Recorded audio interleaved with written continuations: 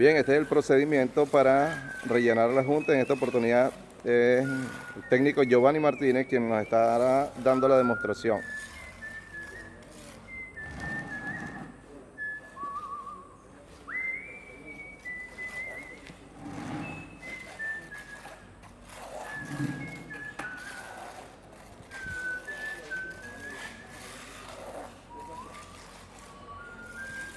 Giovanni, pero puede explicar un poco cómo es el procedimiento, ¿verdad? Por favor. Bueno, se le echa en el suelo y se le va dando con la espátula sin mucho, sin raspar así porque se le trae Suavemente. se la suave para que quede al ras de la losa.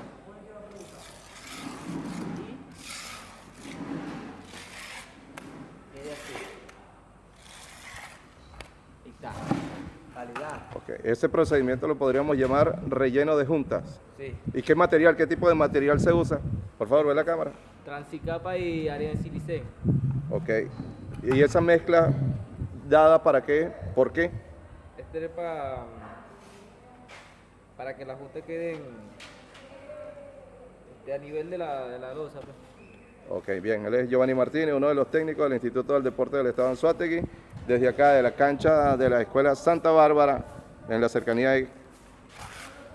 ¿Cómo es que se llama la población? Santa Bárbara. Santa Bárbara, bien.